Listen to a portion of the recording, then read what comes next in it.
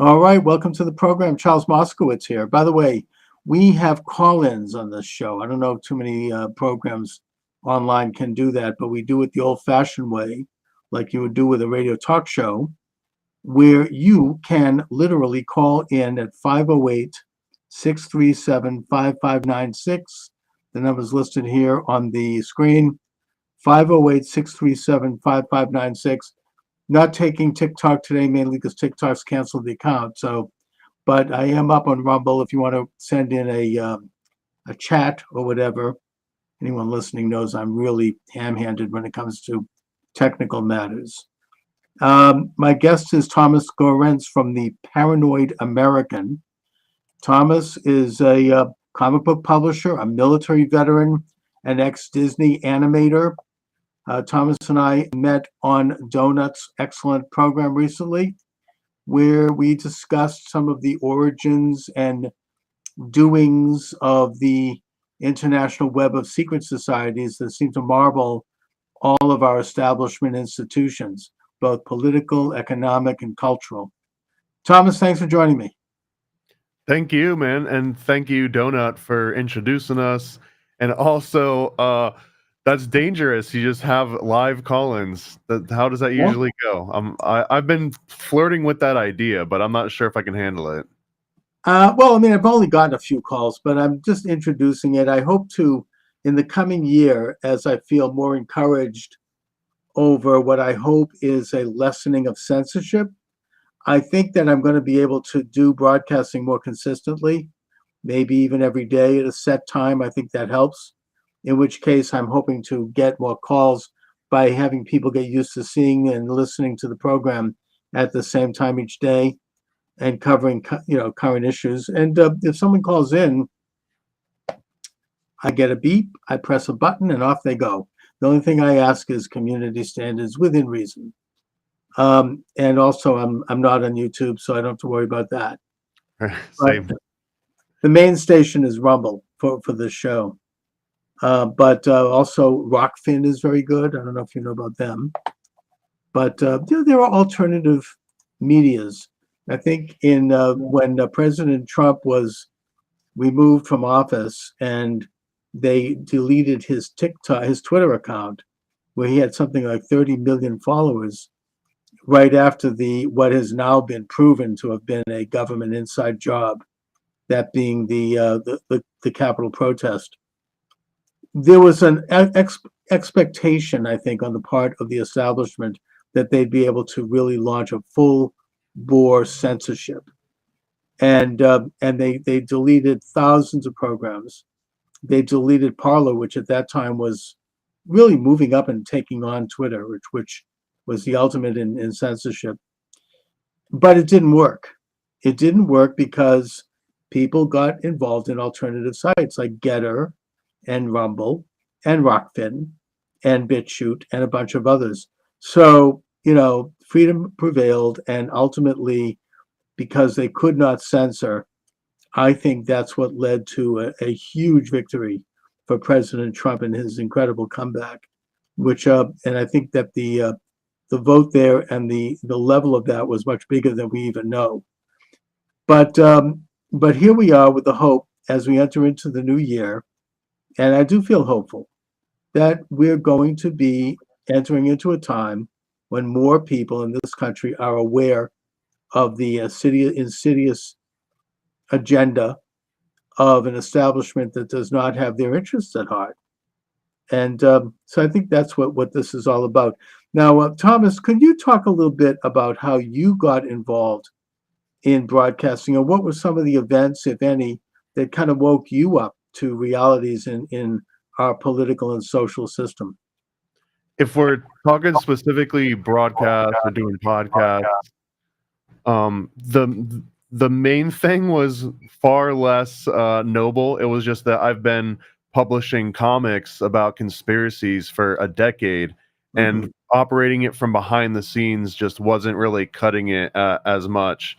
And I got to guest on a couple friends' podcasts, and I immediately liked the interactive nature of it. Like, it basically completely replaced my media consumption, where instead of watching a movie or binging a TV series, which you can't ask questions of and you can't really engage with, aside from going online and posting your opinion and getting into arguments over, but actually having long format conversations with friends and new and interesting people. That ended up being the real like motivation to keep me going. But like the original spark was I just needed to promote my wares, you know, I just needed to Mhm. peddle my tchotchkes, and it turned into something way different than that. So it's yeah, I don't. It didn't start with noble causes, and even now, I don't even consider it really noble. It's just to entertain myself and almost like a self-fulfilling need to engage with people more directly than just reading an article or reading their bio or something. So those are the really the main reasons. But I mean, I've been I guess you would say like awake, I think, since maybe the mid 90s when I Mhm. first searched for the term Illuminati and came across Secret Teachings of All Ages. I came across Fritz Springmeier's work. I think I was like 12 or 13 at the time. Mhm. And then right from there, it was just a lifelong fascination with secret societies and occult knowledge and sacred geometry and everything in between. So then the writing of comic books on conspiracies obviously led you to do some deep research to find out, to get develop some interesting themes and characters and storylines. And that led you to a study of the international secretive establishment that in modern times I think is exemplified by the Illuminati. And and also this long format where you can really stretch out and talk with someone rather than these canned interviews that we see on the mainstream media. It does lead to a deeper understanding and greater thought and a greater exchange. And it's one of the great powers of this new media. So I certainly get that. Now, you also worked as an animator for Disney. So I need to ask you about this. Um, my daughter was a big fan of Disney growing up, and so obviously I was drawn into a lot of those movies, and we loved them together. We'd watch them. We had a couple of real favorites. Probably our biggest favorite was not a well-known Disney movie called The Aristocats, Of and course. we loved that. We both could recite passages from it. We thought it was hilarious, and you know, and since then we kept up with it, and we'd go to the new Disney movies and Frozen and everything else. But I always thought that there was something going on with Disney, and you couldn't quite put your finger on it. I know when we went to Disneyland in Los Angeles, my daughter, I think she was probably about 7 or 8 years old at the time, she was literally terrified over going into certain things. And I didn't totally understand why, but now I kind of do because there was something going on that her radar picked up on that mine didn't in some of these things. I mean, that when you look at Snow White and the Seven Dwarfs, I mean, it's horrifying what was going on there. I mean, cutting their heart out, and just the violence of it. And since then, I've seen some videos which show some pretty explicit sexual images and violent images that are worked into the fabric that are not like openly. But it's the kind of thing that once you see it, you can't unsee it. And I'm wondering, in your opinion, is that something that is just put in there because the animators are goofing around and they want to kind of drop, what they call Easter eggs, or they're just to kind of get a laugh themselves? Or is there something more sinister going on here? I mean, is this something that the management knows about and that they're promoting and that they want? And if so, why? I mean, I would say yes to both, but in not in maybe congruent ways. Not, like they might not be as directly intertwined in such a simple sort of fashion for that. So let me rewind and just preface this with the term Disney animator is very charged. Like people assume that I was like hand illustrating Lion King sometimes when this comes out. I was known as a tweener, which is an in-betweener, which means that the big illustrators with the big names on the movies and everything, they draw the keyframes. They draw the individual action Mhm. poses where these big establishing shots, and then all of those frames in between, if someone's like throwing a ball or something, right, the keyframer will show the character holding the ball, making a goofy face, and then they'll draw another keyframe after they've thrown the ball. But all those frames in between, those are sort of up to these other teams of lower tier sort of animators called in-betweeners, or just tweeners for short.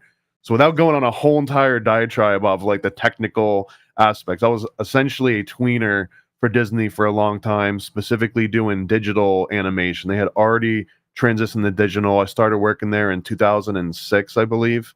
Mhm. And at that point, it was a lot of just 3D and 2D sort of software packages. So Okay. I did that for about 10 years, a little over 10 years. I got to work with a lot of their IP.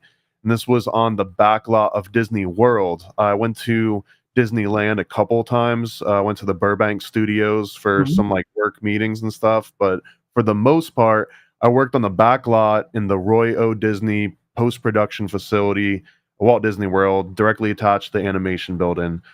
So I've seen a lot of stuff. I've heard a lot of all the different theories. And to directly address what you're getting at, of like the sexual like symbolism that gets worked in, some of the violent stuff. You even mentioned Snow White and the Seven Mhm. Dwarfs. All of those things represent vastly different chunks of like Disney's chronology. Just even the difference between LA and Orlando, for example, is like two completely different timelines for Walt Disney. I think he saw what was going on in LA and realized he needed more space, more land, more freedom to do exactly what he had envisioned, and it was just never going to happen in LA. Right. Side tangent, your daughter was right to be a little bit creeped out by Disneyland. Aside from all the Disney vibe, that actually is the site of one of the most gruesome theme park fatalities that I've ever read about in existence. It was the Who Framed Roger Rabbit ride. Anyways, if you look into Okay. that, it's one of the worst things that have ever happened in a Disney park. Disney World claims that they haven't had any like catastrophic like fatalities that same way. Although I can get into that a little bit later because that's one of the weird Disney anomaly kind of like fabrications, like one of those illusions.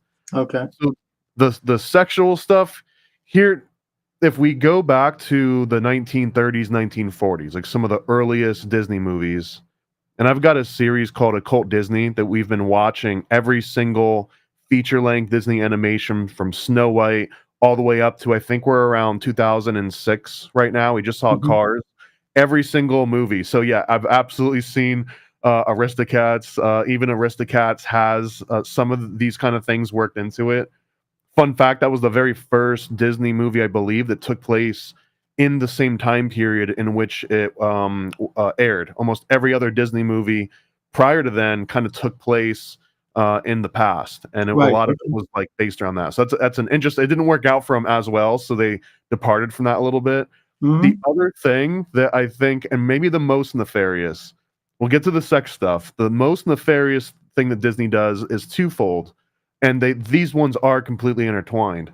One of these is coming from a conspiracy theorist tin hat point of view. It's just trauma based mind control, trauma based programming. Right. But over the course of watching all these movies for Occult Disney, we've come up with this phrase. I think I heard it somewhere else, so I'm not going to take credit for it, but called the Disney proxy. And the Disney proxy, the reason why I call it a proxy is because very early in every single Disney movie, the protagonist, which is usually going to be a kid, is going to get separated from their authority figure. It might be their parents, might be an older brother, it could be anything, but they get severed from this authority figure.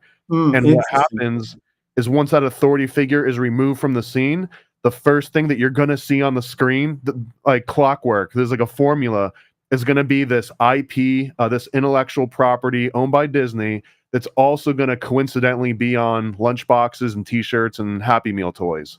So Mhm. this proxy, it's half trauma-based mind control, and then it's also half NLP anchoring, where hey, you're in this weird lost state. Your parents have been removed from you. You've been kidnapped. Your parents have died. Whatever, fill in the blank.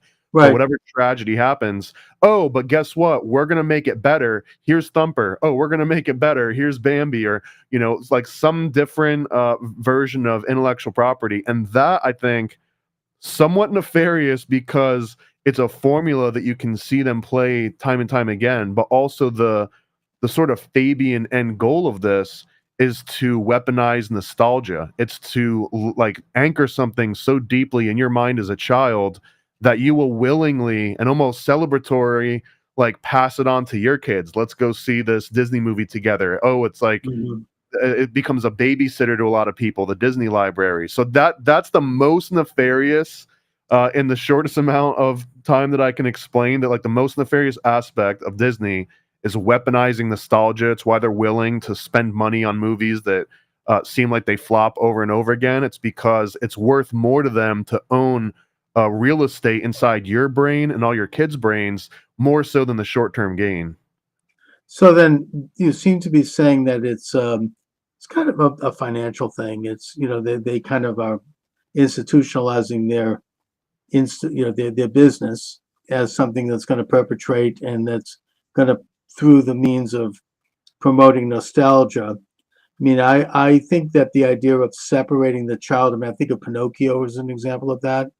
And Bambi, of course, the mother's just killed, and they show that's horrible. It's very painful. You hear the gunshot. Um, and then the child is brought into a situation which I don't want to suggest that it opens up the door to pedophilia. However, since we're going there, it's sort of like in a situation that's morally ambiguous.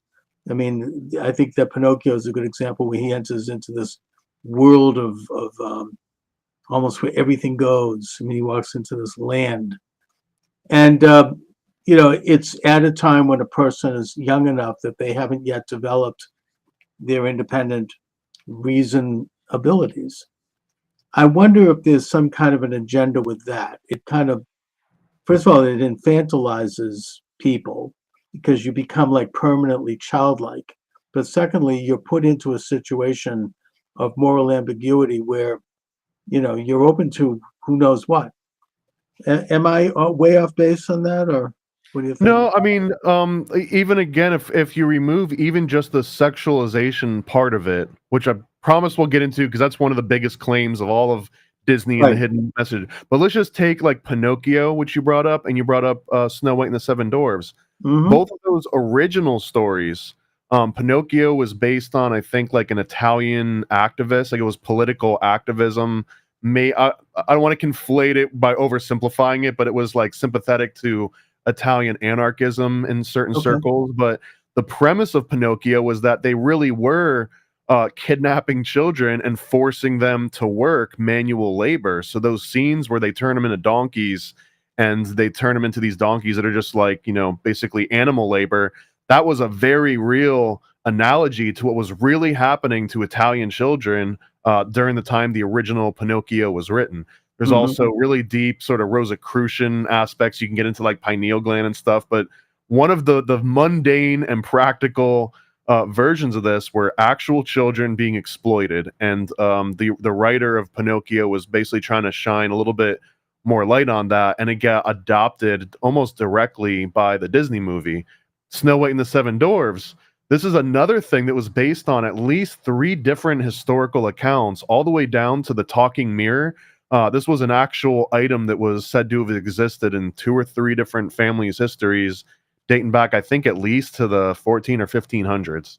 Mm-hmm. But on top of that, the seven dwarves was also sort of this euphemism for sending children into the mines because their tiny little bodies could get into the little nooks and crevices better. So there are a lot of analogies of even darker. I mean, the sexual connotation adds to it, but deep, not even that far beneath the surface of these Disney movies, the original concepts were all about child exploitation. So if you Well, just throw the sexual aspect on top of that, it's not like a far skip and a jump from forcing, like kidnapping children and forcing them to live in mines, and then someone saying like, oh, and they had sex with them too. It's like, okay, yeah, no shit, they did. okay. I mean, look, what you're describing actually doesn't bother me. It's actually good political commentary. Children being exploited by in the 19th century, right up till today. But what I see is kind of a more modern aspect to it, which is sex trafficking and sexual exploitation. Do you think that that is something that was a conscious part of this? I mean, I've heard a lot of legends, for example, and I would say legends about Walt Disney himself in that regard, who I always thought was a great man, but I still do. But he was deep, according to all the stuff out there, and that's what we're talking about. And I'm not here to endorse any of it. He was deeply involved with secret societies, and maybe there was some kind of an agenda going on there. What do you think? Uh, so this is probably the one that comes up the most is like Walt Disney being, all of these things. So I've done, I think, a fairly deep dive into this from a bunch of different angles. I've read the most critical, I've read the most complimentary sort of books all about Disney and his biography, and I've talked to people that work directly with him in animation studios and stuff. So quirky guy, workaholic. The secret society angle is a very unique one because Walt Disney, and let me go on just the tiniest of tangents here because it makes the most sense and it gives the most breadth to like how complex this guy was. So Walt Disney, growing up, he actually had a very strained relationship with his dad in particular, and through this, he had convinced himself that he himself was kidnapped as a child, that he must have belonged to royalty or some much more noble family line, and he was kidnapped and forced to live with these oppressors almost. It almost sounds like that archetypal Disney Mm, princess locked up in a castle waiting for a Prince Charming aspect, right? So he sure. already had grown up like this. And when he was very young, he joined the Des Moulins, the Order des Yeah. Moulins, Mhm. which is essentially Cub Scouts for Freemasons. That's the best way I can Yes. put it. Yeah, I'm familiar You with that. gotta Yeah. be 12 to 20, I think, 12 to 21 to join Des But you have Moulins. to have parents who are Masons, I think, in order to do that. Or maybe not. Or you have to have some kind of a parental or like authority figure that is registered as a Mason. Well, here this is way more interesting than just him being Desmoulins. He not only was he Desmoulins, but his direct mentor was the creator of the Desmoulins order, like the original founder. So this would be like if you joined the Boy Scouts, but you would be bearing the lead to not mention, oh, but I was also mentored by the guy that invented the Cub Okay. Scouts. Sure. So there's that angle to it. From everything that I've ever been able to tell, once he aged out of Desmoulins, he never joined the Freemasons proper. He never joined any other secret order except for Bohemian Grove. He was absolutely a member. There's documented evidence of him drawing sketches and signing stuff, but he also didn't get with the Bohemian Grove crowd as much. Even though it was kind of his crowd, just people that exploited artists. That was like the Right. original DNA. But he had another one called the Rancheros Vistadoras, the visiting ranchers, which he considered to be like a more manly version of Bohemian Grove. He wanted to get like an actual outdoorsy nature experience from it. But he went to Mhm. Bohemian Grove. He's like, these are just a bunch of rich guys in nice cabins doing, gay stuff all the time. Well, So that's how he Nixon to his described it. own. He said it was very faggoty. Right. I mean, well, yeah, it's boys will be boys, and they're all And just naked also, in I the mean, woods. Alex Jones was able to get in there with a camera and show the burning of the this effigy. And there's, I don't know if he actually caught on film the idea that there might have been some human sacrifice. I'm not saying there was, but just it's a pretty troubling and pretty weird occultic group, and it tends to attract Republicans, I guess you might say. Yeah, that's Rich. a lot like long, interesting story on how they founded too. I'll stay on track though because Please, these are like my yeah, let's absolute go with favorite topics. that. So Disney is this princess in a castle in his own mind. He gets raised into this sort of Freemasonry for kids, sort of secret society in some ways. And then after he exits this, there's no doubt in my mind that he carried those occult and those esoteric views with everything that he did. It was a huge Mhm. inspiration in how much he adopted and kept true some of the Grimm's fairy tales. All of Snow White and the Seven Dwarfs could also be interpreted almost as like Rosicrucianism, which I guess would just be like a much older, more religious version of De Molay. So that Right, form right. of Walt Disney being, in the occult and in secret society is absolutely no doubt whatsoever. Not to Um, mention Fantasia.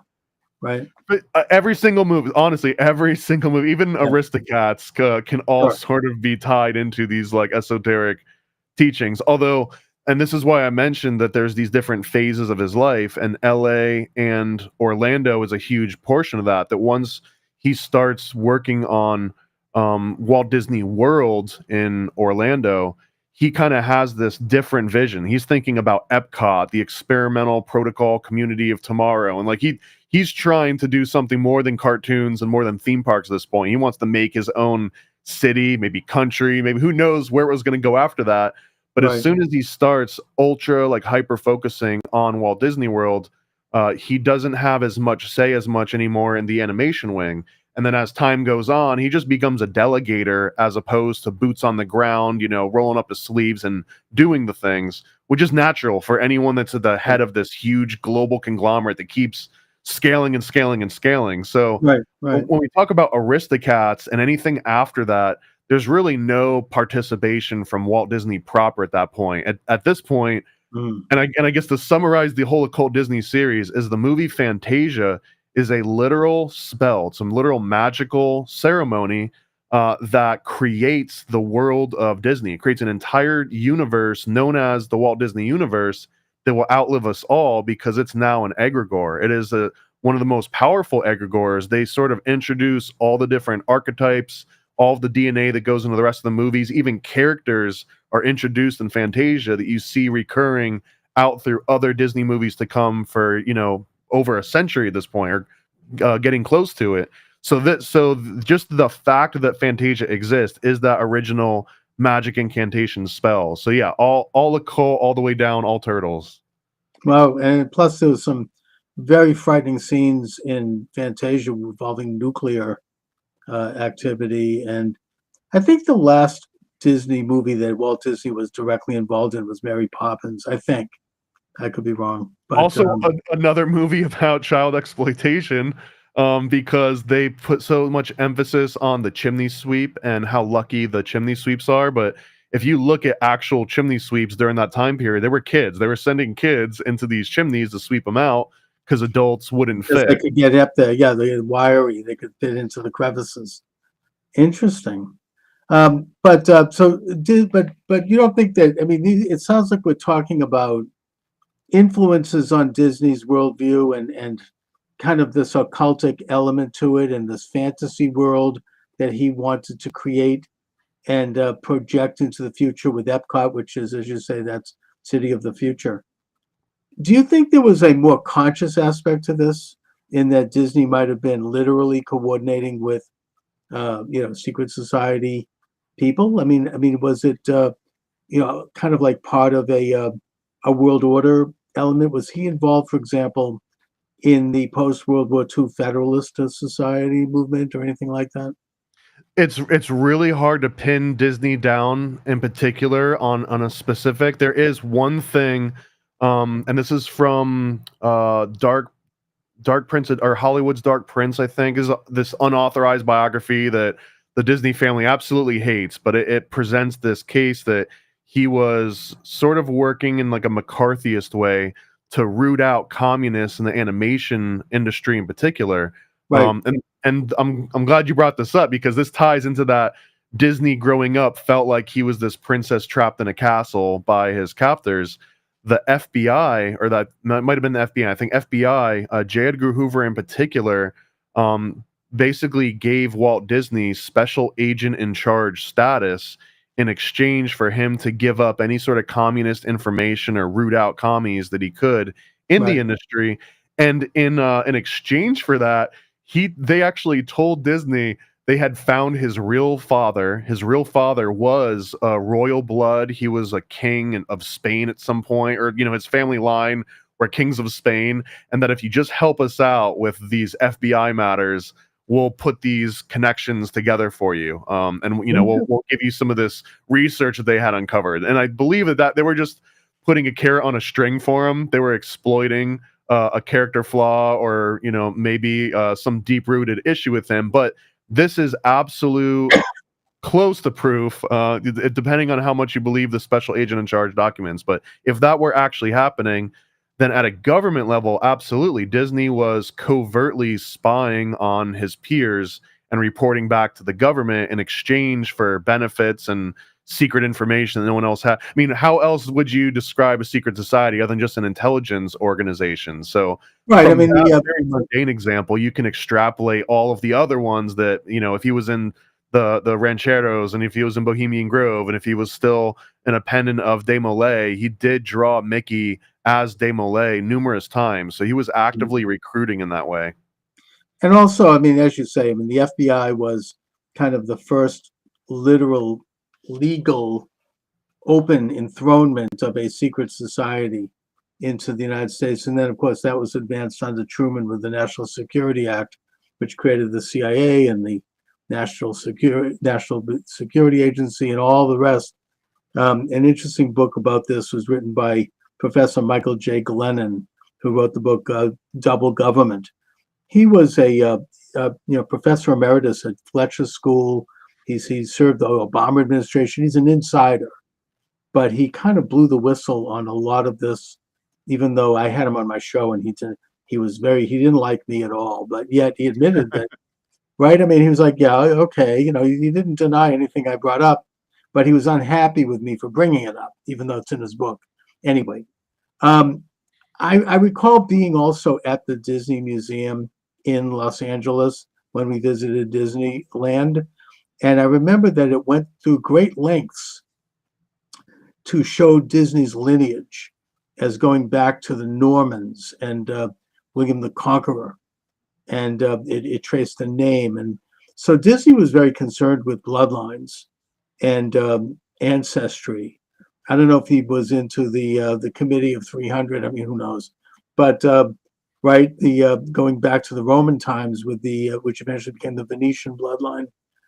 But that does seem to be a theme, I think, in his work. It's a very kind of Gothic element of like superpower and magical power being held by certain people who had high positions. So Disney, this is a really interesting thread to look at it. Like if let's not say literally in the Committee of 300, the Council of 300, but that Disney would if such a thing were in operation during Disney's lifetime, then Disney would represent this massive opportunity to influence the public, not just American public, but the entire globe, right? Oh yeah. Disney had a massive surface area in that regard. But when I think of like those shadowy occult figures, like a literal Illuminati at some point, the actual Illuminati members rarely want themselves to be the figurehead, like an actual scapegoat or someone you can point a finger of or draw a picture of. So Disney likely would have been a very useful, I would like say an asset, as opposed to a CIA agent, a CIA asset, as opposed to an FBI agent, he's an FBI asset, so he would clearly be in all those roles. And he made propaganda movies directly for the government. Many of them were top secret. So he was, in every definition of the word, secret societies, if you expand that to include government and military, which I absolutely do. I mean, the Cult of Mithras was essentially the first military, intelligence agency, right? So if you can extrapolate from there, it's really no different. We're just kind of shuffling. You mean the ancient cult of Mithras during like post-Roman times? Is that what you mean? Correct. Yeah. Well, I mean, the longest thread ever, but all of that ceremonial magic and sexual orgies and child sacrifice, this was state religion in Phoenicia and in Carthage up until the Romans stomped out Carthage. But the Romans didn't completely stomp out ceremonial magic and orgies and child sacrifice. They just said, it's only for the rich people and the male military members at first. And then never again was it supposed to ever be done outside. It was no longer supposed to be exoteric. Now it was permanently esoteric. And I think that's sort of the longest thread that you can tie here. It went underground after the Romans destroyed Carthage. And there's, according to Roman historians, when the Romans went into Carthage, there was such abominable practices that they literally were throwing up. They were like literally sick over what they were seeing. But of course, this is what the Bible warns us about. This is what, the book of Genesis. I mean, there's a thread all through it about the admonition against idol worship, worship of graven images. It wasn't just worshiping a piece of wood, or like a rock or something. In the case of Moloch, this granite statue, which would have a burning furnace in the belly, you go in and throw your baby into that as a way to appease the gods. It had to do with all the practices around the idol. And all of it was, we can't even imagine what they were doing. But it was all state sponsored. And it was all run by this sort of government that would operate behind the scenes and use this idol as their mouthpiece to manipulate their masses and to keep people docile and to use, sexual vice and moral, all kinds of crap to keep people like kind of off center, infantilized, distracted. And the idea, it's interesting that you say, that the Romans basically tried to stamp it out and did so with Carthage, but then it went underground. That's interesting. Literally went underground. They took what was happening above ground and state sponsored as maybe even underselling it. Maybe state mandated would be a better way of describing the ceremonial magic, sexual orgies, child sacrifice. This wasn't just, hey, if you want to do it, we're cool with it. This was like, you better show up at 7 a.m. with your newborn to throw them into this fire or else. Like, so there was very much a state mandated aspect of this that you could not escape it. So when the Romans came, that literally went from being done out in public where, the neighboring cities could see it happening and saying, well, let's not be like those guys. This is like the biblical aspect of like those Carthaginians, or like they're worshiping Moloch over there. That was basically saying like, don't do what they're doing over the river, in so many words. But then the Romans just stomped that out above ground and literally made them do it in caves underground. Like all the Cult of Mithras original meetings usually happen in underground caverns or under temples or in subterraneous sort of settings. So there's a lot of that even to this day in Italy with underground Rome. And you find tunnels and catacombs and passages, and even under the Vatican. They say there's underground, almost an underground city that's as big as a football field, with who knows what's in there. And I'm not pointing a finger at the Vatican. I admire Catholicism. That's not the issue here. But what you're saying here, Thomas, is sensational. You're saying that this cult of practices that was, went underground after the destruction of Carthage. Are you saying that that's still here? Are you suggesting that this? Oh yeah. I'm not just suggesting. I'm outright, directly claiming it. And Fantasia maybe being the best example. My favorite scene, even growing up, like the scariest one, where they show this huge black demon god with two horns. He literally represents child sacrifice, and he represents pagan gods and the two-horned bull god of agriculture and fertility. The actual name of that god is Chernobog, which means black god, and I think in Serbian or Slovenian. And this happens on Walpurgis Night, which is essentially like an actual pagan ritual in which these witches would get together and they would do orgies and sacrifice in order to basically release their own magic out into the world. And the whole premise of the magical ceremony and ritual is to keep doing that over and over again in that exact same spot and the exact same incantations for centuries, so that it harnesses real magic. So that premise is what Fantasia is. Fantasia is just a animated version of these, ancient rituals to not just Chernobog, but every other two-horned deity that kind of came before it. And through syncretism, it's easy to sort of like oversimplify and just like combine different cultures and religions, but that's kind of what we're doing here, because that's what Fantasia is. Fantasia is syncretism animated all together in like a 2-hour presentation. Mm-hmm. Now, I want to just move history up a little bit here, because maybe I tend to embrace conventional history here, but I do believe that the Israelites were the first attempt to reform some of these practices. The Torah basically laid out moral and ethical laws which emanated from Sinai, according to the Torah, and which rejected these practices, even though the children of Israel struggled with it, and sometimes they were good and sometimes they weren't. At least they began the process rolling. And then, of course, the ministry of Jesus resulted in bringing that to the world. And it was eventually became the official faith of Rome under Constantine, which I, as conventionally looking at history, believe was a good development. It was an attempt to stamp out these practices and an attempt to bring about a more moral order in the universe. But you seem to be suggesting that concurrent with that was a continued underground that continued to operate in this sort of, I guess you might say, satanic practices, and that it involved people at high levels of power, of influence, both in government, culture, and economy. Is that true? Yeah, absolutely, and actually, this is highly controversial, and I'm aware of that.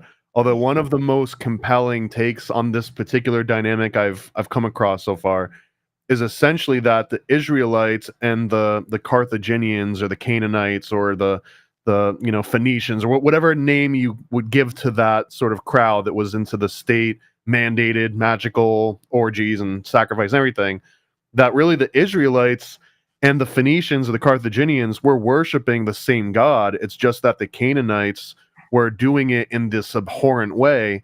And this is where the Israelites were saying, like, don't do what they're doing across, the river over here. Like, they're having a great time with their agriculture. They're worshiping these agricultural gods and they're making these sacrifices. They're doing sex out in public and business is booming. They've got crops, all over the place that's actually working.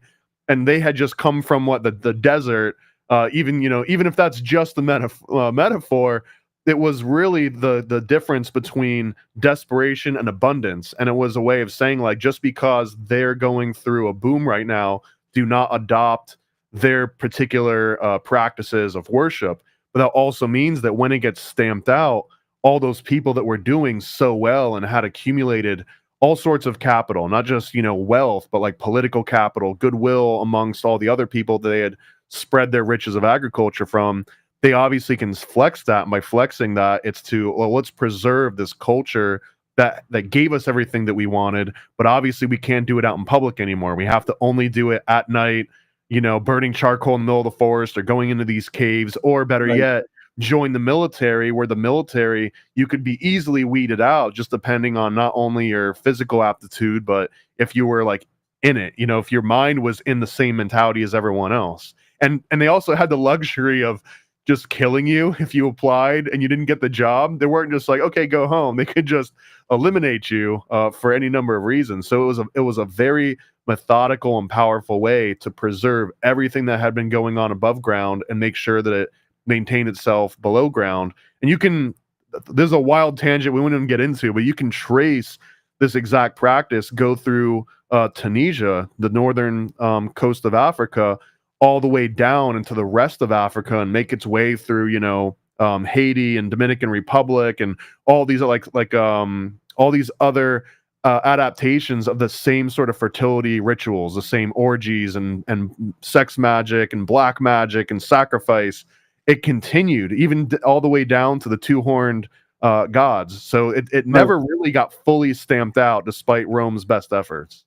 No, but I maybe I don't know if I'm taking issue with you here, but I think that the Israelite movement, the thing that made them different than all other nations was that they rejected these practices, that they continued with animal sacrifice, but not human sacrifice. Absolutely. No, I think we're not in disagreement there, that the Israelite was a complete reformation of how they were worshiping. And I guess the contentious part that I injected there, based on other things that I've read, was that a lot of people claim that these Canaanites were worshiping, Satan, or they were worshiping some other deity, but it seems more reasonable and complicated that they were literally worshiping the exact same God. It's just that the Israelites were doing this. I don't think so. Only in that I think they were worshiping idols. They were worshiping Baal and Molech and Asura, which were man-made idols created by the state, whereas the Israelites were worshiping something more transcendent. I mean, a universal God that was not. Fair point. I guess the difference being like one of them was doing it the right way and one of them was doing it the wrong way. Right. Well, I guess you could say that, but the thing is, and I do think that Christianity brought that to the world, this idea that you can't create a God on Earth, and it's not a man-made thing that a government or that a group of elites can decide what it is. That there is something that's separate from our own existence that is real and that is, that we can't manipulate. That God is outside of the ability of the human being and the human mind to create or manipulate, that we're images of God, we're not God.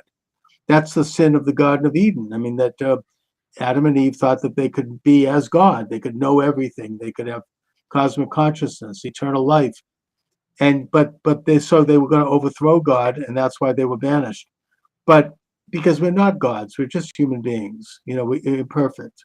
Our perceptions are limited, but we have some divine revelation that we can look to craft our lives.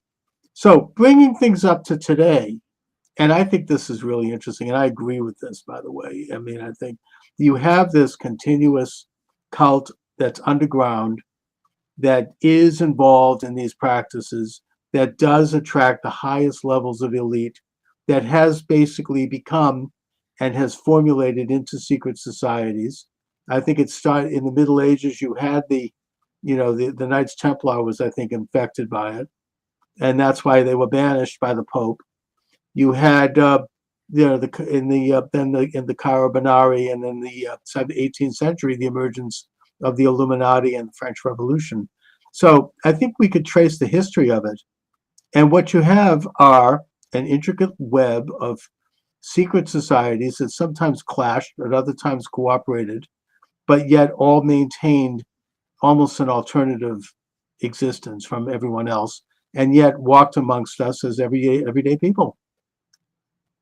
Well, yeah, the ones that like who's writing the books? If everyone's reading the books and on the same page, someone's got to be writing the books.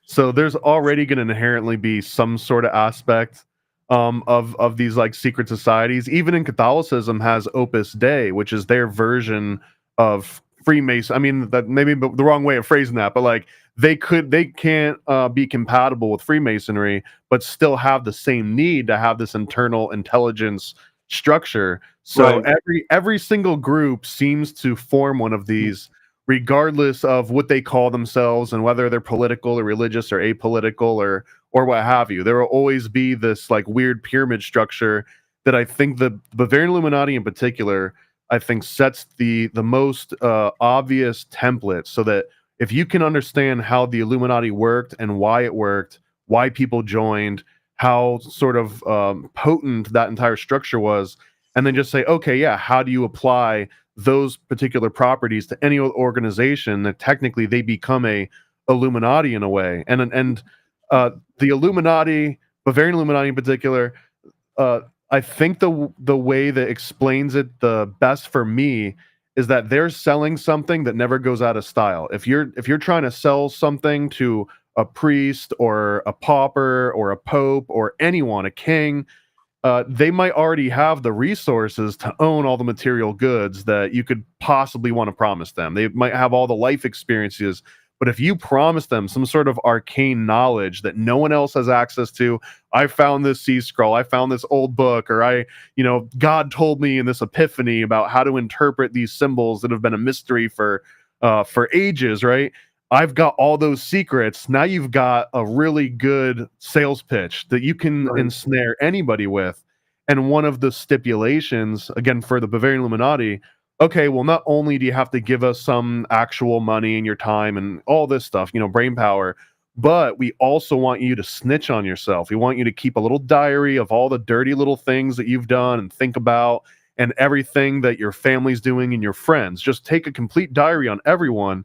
And what they do is they can slowly form this holographic image of the society that they're living in, like where it's not just people's pretenses, but what's actually going on behind the scenes. And even better, if they can recruit everybody in another group somewhere, let's say the Illuminati infiltrates one of the high Freemason lodges, and they recruit every person in there, but tell them all, you're the only one from this entire lodge that we're recruiting. Don't tell anyone else that we even exist. Take notes on yourself, take notes on others. But they do that to the whole lodge. They do it to like 30 or 40 people, right? And now they're all snitching on themselves and snitching on each other. It becomes this huge cachet of blackmail. And so now you've got the ultimate sales pitch. Someone's on the hook, and they're giving you money, and they're giving you time and brain power. They're also snitching on themselves and others, an entire community.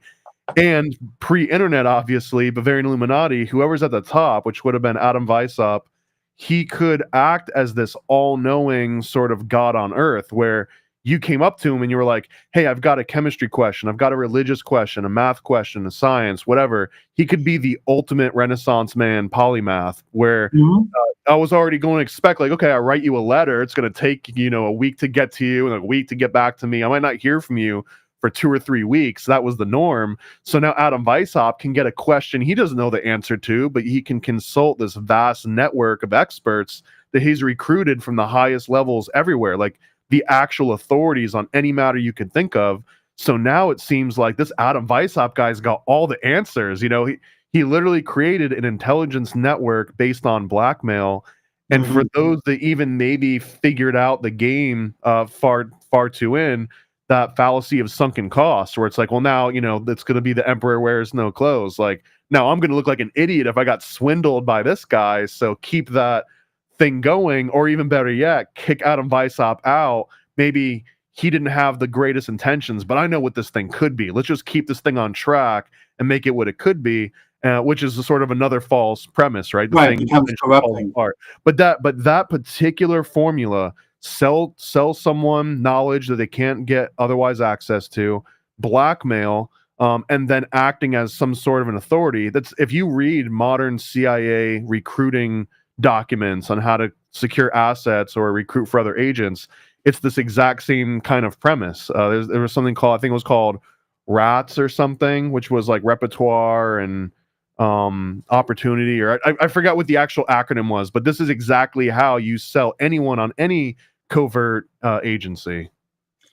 Well, I mean, I suppose when you strip it down to its basic essence, it's the lie of the serpent in the Garden of Eden.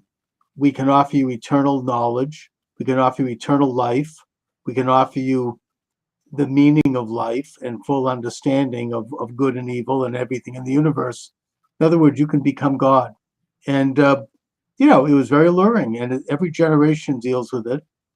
Whittaker Chambers, who was a communist spy in the United States and who then turned state's evidence against Alger Hiss in the famous Hiss trial of 1948, and wrote in his autobiography, Witness, that communism is the world's second oldest religion, and that it comes from the Garden of Eden, metaphorically, in that it's the rule of the universe by man as opposed to by God. That man will be the highest elite. An elite of man would be the highest level of knowledge, and that they would control others for their own good, and that they would create a utopia. They're offering utopia. They're offering all the answers to the pain of existence, because we live in a vale of tears, as Catholics like to say, and that you can alleviate yourself by seeing this greater knowledge. It's a very alluring sales pitch. Now, having said that, I think we can identify the nature of the Illuminati, and you've done that in, I think, your most recent book, Thomas, right? About the Illuminati. Donut and I. We just call it Illuminati comic. The cover actually says, "Are you being mind controlled by the Illuminati?" Because it's meant to be something someone will walk by and be like, "Oh, what's that?" and pick it up. Yeah, I mean, it's a great concept because it's based on more than some truths. I mean, the Illuminati had an agenda that's well known. They wanted to create a one world order. They wanted to create a one world religion by getting rid of all of the clerical and political entities of their day, by getting rid of all the institutions that promoted those entities, both good and bad. But the good ones were things like private ownership and self-interest and sovereignty and all of the other things that allow humanity to advance and the individual to advance. They wanted to abolish all of it, which Marx then went on to describe as false consciousness. That and that the way to get rid of it was, he wants to get rid of the Jews, but that's beside the point. I mean, just whatever, get rid of America, get rid of Christianity, as a way to move man into this one world collective entity where we would all become, lobotomized ants, basically. However, having said that, I don't think it's a complicated situation in that Not all secret societies were part of this, and still are not. Sometimes I think that there's a necessity for some secretiveness in certain situations. George Washington, for example, was a member of a Masonic lodge in Alexandria, which developed the layout for the city of Washington, D.C. Um, and he received a letter from a minister named Snyder in New York who said, I think that your lodge has been infiltrated by the Illuminati. And, I want to alert you to this. And Washington sent back a letter in response saying, I'm very well aware of what you're talking about with the Illuminati, which he referred to as diabolical. However, I don't believe that they have infiltrated my lodge. I think that, and yet we know in American history that they eventually did get major footholds in this country and that they developed such organizations as Skull and Bones and others. But I don't think it's quite, you can't throw the entire baby out with the bathwater. I know it's complicated and we can't know the inner portico because we're not part of it. And we don't know, so it creates a natural and should create a natural distrust. But there have been, sometimes secretiveness is necessary. I mean, the Sons of Liberty, for example, in Boston was developed on Masonic lines, and they effected the Boston Tea Party, which led to the American Revolution. They needed secrecy in order to operate and in order to plan and in order to figure out how to confront the tyranny of General Gage, who was the British general who was occupying Boston. And they did it. And I think that sometimes when you're in a situation where there's political oppression, people can organize in secret and make plans in terms of how to counter it. So it's not, ultimately when these things become established, they probably are infiltrated by the Illuminati. But, I think we have to be, we have to kind of look at this on a case by case. What do you think? I mean, yeah, it will just be like saying any intelligence organization can't really be inherently good or evil. Some people have inherent distrust of anything that's secretive, but like you just mentioned, without Sons of Liberty working on the backbone of these Masonic lodges, which at that point a lodge was just somewhere that you met. Most of those, if you've gone to that area, they're just pubs. They would just meet at the bar after they Right. kicked everyone else out. They would hang out and they would make their plot. That was the Masonic lodge, was them hanging out after. But they did have a society that was built on Masonic lines. Right. Well, and again, this is like that template where they understand that, okay, here's the Masonic template, is that you have to know the code name of the different people in your lodge, the code name of the city the lodge is in. You wouldn't actually say the building that you're meeting in. There would be like a code name for that. There's going to be a secret handshake. And maybe that's a way to winnow out people that they couldn't trust and try to verify people who they could. And sort of, there's a necessity to that because in a way, I mean, it sort of stops infiltration by people who don't have the right intentions. Another really practical, I guess, example, if you look at Prohibition era, speakeasy, you would have to know someone that was already kind of in that speakeasy, and they give you the password, and you knock 3 times, and they say, what's the code? That's essentially what, that may be like this one is just based on gambling and drinking, but all the same, this was a secret society in many ways without maybe even a name to it. So I think that there is always going to be a need for these sort of secret. This might be another contentious point too, but I've heard the most compelling argument against this was like, well, Jesus in the Bible is against secrecy. It's the antithesis of secrecy. But there's one in particular passage, and I'm not a theologian that can quote the exact verses. Hopefully someone else knows this one, but Jesus is going around telling a whole bunch of people, like, I'm not going to go into town today. And he's basically telling everyone that, you're not going to be under my purview. Don't worry about it. I'm going to be busy over here. But then he puts on a disguise and he sneaks into town anyways. And he observes everybody acting, thinking as if he weren't watching to just see if they were still. And that's one of these interesting examples of even Jesus would Of put course. on a costume and like sneak into an area and spy on everyone just to see if they acted differently. So there is a use for There is. secrecy and deception in almost any context. I mean, I suppose that Jesus's apostles, his disciples, were constituted a society that was somewhat closed, and then, of course, they then had a traitor in their midst in the form of Judas. But I mean, secret societies really affected the Irish Revolution against the British. It affected the plot to assassinate Hitler. It probably affected the overthrow of the Soviet Union. So, China possibly has that too. So I think that there are positive elements to it. The problem is that it also is prone to corruption because not only infiltration, but because it's often the illegitimate and deviant use of power, and that is corrupting, and that can have, especially when you have bad people get involved in it, which inevitably they do, because power, as Lord Acton said, power corrupts, and absolute power corrupts absolutely. There are very few political figures that are good people.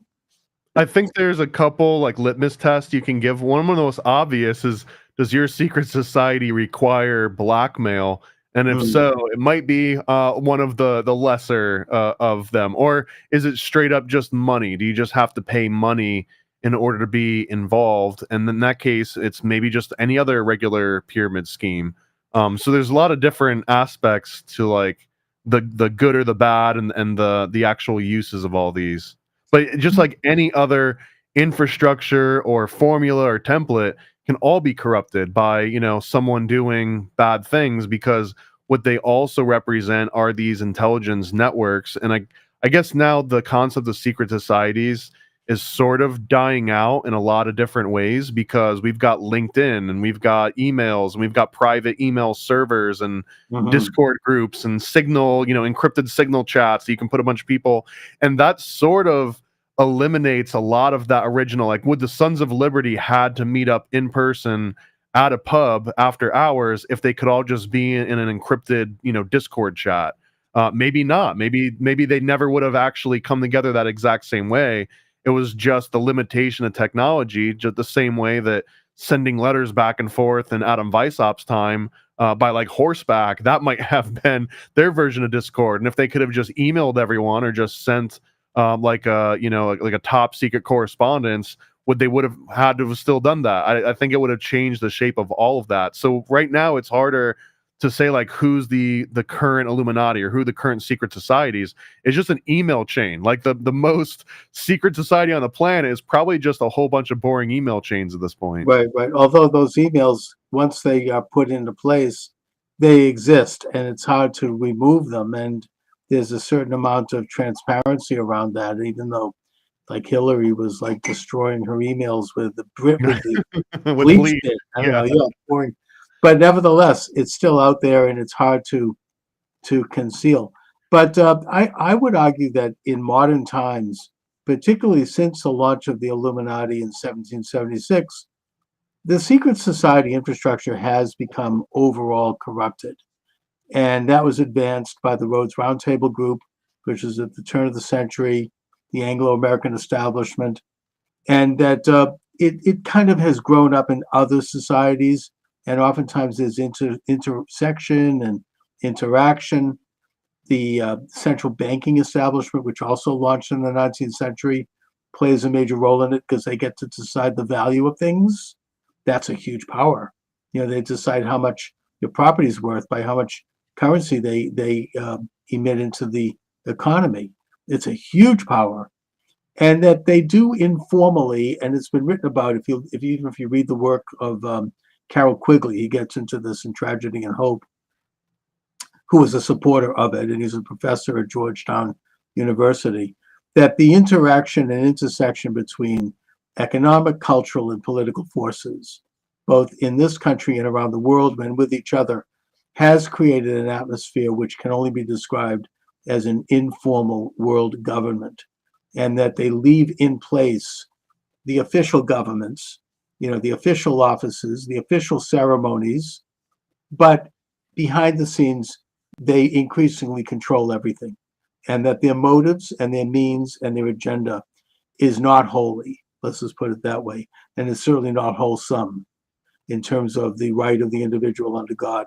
Anyway, Thomas, I got to run, and this is really an interesting conversation. We've just touched on the surface here. I could do that. We could talk for hours.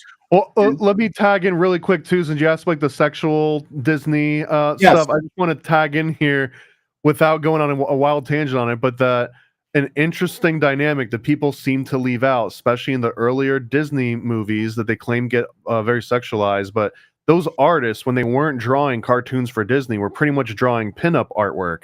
These are also the same artists that were literally would be working on a feature-length Disney animation, get sent off to war, see combat, see friends die, kill people themselves, return back to the States, and then finish out that Disney animation. So the amount of literal trauma that these people were going through, there's a lot baked into those early classic animations. There's so much more than just one like, hey, let's see if I can sneak a nipple in this scene here. I think it's way deeper than that.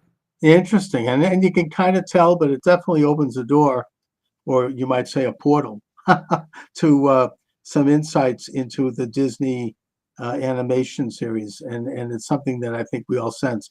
Anyways, Thomas, where can people get a hold of your excellent books? And I know you have a podcast that's up, The Paranoid American, that's available at Apple Podcasts and elsewhere. So let my viewers know where they can find out more about you.